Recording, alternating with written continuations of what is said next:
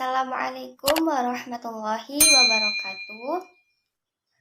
Halo teman-teman, apa kabar?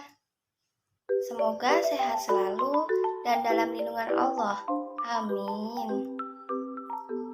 Sebelumnya, perkenalkan, nama saya Wiwin Luciani, NPM 1901012044, kelas A dari jurusan Pendidikan Agama Islam, Fakultas Tarbiyah dan Ilmu Keguruan, IAIN Metro, semester 5. Video ini dibuat untuk memenuhi tugas mata kuliah Al-Quran, Hadis, dan pembelajarannya. Poin pertama yang akan saya bahas yaitu tentang bagaimana konsep Merdeka Belajar dan Pendidikan 4.0. Konsep Merdeka Belajar menurut saya adalah memberikan kebebasan kepada peserta didik untuk mengembangkan kemampuannya dalam hal kognitif, kemudian afektif, kemudian psikomotor. Tetapi masih ada batasan pendidikan dan tanpa ada batasan serta penekanan lebih dari siapapun. Merdeka Belajar juga merupakan pembelajaran terhadap anak-anak yang buta huruf dan juga anak-anak yang putus sekolah. Maka, konsep pendidikan 4.0 menurut saya adalah proses pembentukan kepada peserta didik terhadap kognitif, yang berarti yaitu pengetahuannya, kemudian afektif, yang berarti nilai atau norma tingkah lakunya, dan yang terakhir psikomotor, yang berarti keterampilan, supaya peserta didik dapat bersaing dalam dunia karirnya. Poin yang kedua yaitu apa rancangan perencanaan pembelajaran Al-Quran, Hadis, dan pembelajarannya yang Anda miliki dalam menyambut era pendidikan 4.0.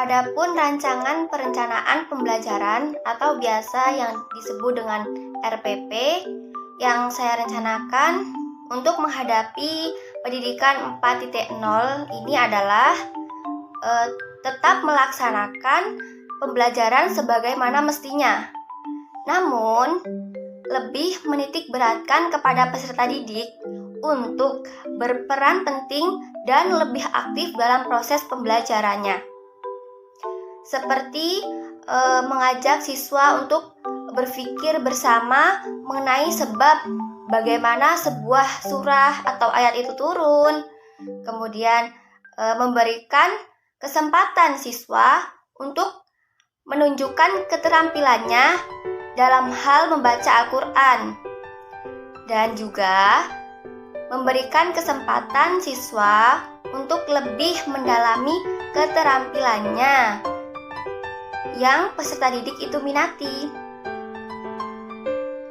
Dan manfaat media-media pembelajaran yang canggih sesuai dengan perkembangan teknologi di era pendidikan 4.0 ini seperti memanfaatkan proyektor untuk menampilkan pembelajaran yang didesain sebaik mungkin dan semenarik mungkin dengan memanfaatkan Google Form ataupun kuis seperti itu.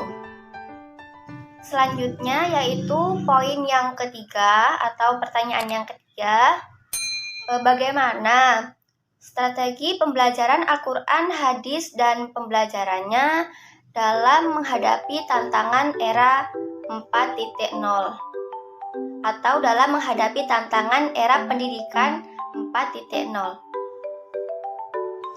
Menurut saya, strategi yang cocok untuk menghadapi pendidikan era 4.0 ini yaitu adalah dengan memanfaatkan teknologi yang ada, namun tetap memakai strategi pendidikan yang ada supaya nilai-nilai pendidikan tetap ada, seperti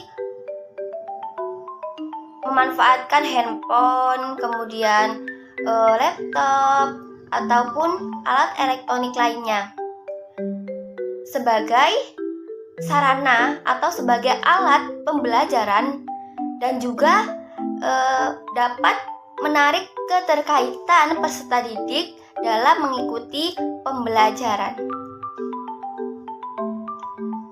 Poin yang keempat atau pertanyaan yang keempat atau yang terakhir yaitu tentang bagaimana pengembangan media pembelajaran Al-Quran Hadis dan pembelajarannya yang sesuai dengan era pendidikan 4.0 dalam suasana yang berdampingan dengan kondisi saat ini yaitu COVID-19. Menurut saya, pengembangan media pembelajaran Al-Quran, Hadis, dan pembelajarannya adalah dengan memakai dan memodifikasi atau dengan mendesain media pembelajaran yang sudah ada supaya lebih menarik lagi,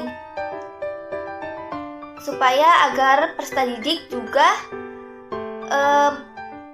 mendapatkan keterkaitan lebih besar, seperti menurut National Education Association atau biasa disingkat dengan NEA, pengembangan media pembelajaran yang memanfaatkan media audiovisual seperti halnya handphone, kemudian laptop, dan memanfaatkan Al-Quran digital sebagai sarana membaca Al-Quran di luar jangkauan. Apalagi dalam suasana kita yang saat ini, yaitu masih berdampingan dengan COVID-19. Maka dari itu, dari media audiovisual tersebut dapat dikembangkan seperti membuat Google Form ataupun kuis.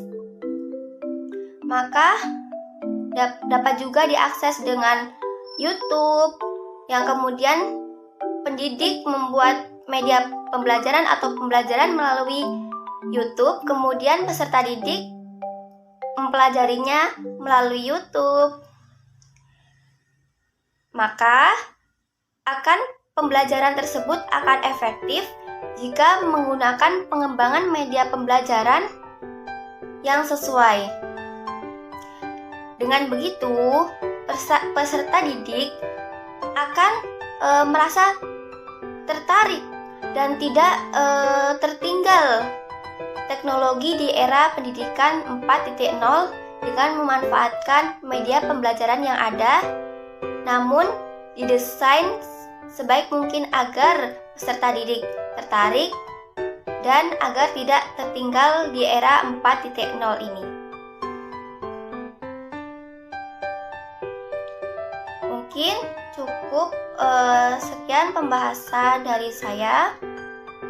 Kurang dan lebihnya saya mohon maaf. Apabila terdapat kata maupun tingkah laku ataupun ucapan yang kurang berkenan, saya memohon maaf dan saya akhiri. Wabillahi taufiq wal hidayah. Wassalamualaikum warahmatullahi wabarakatuh.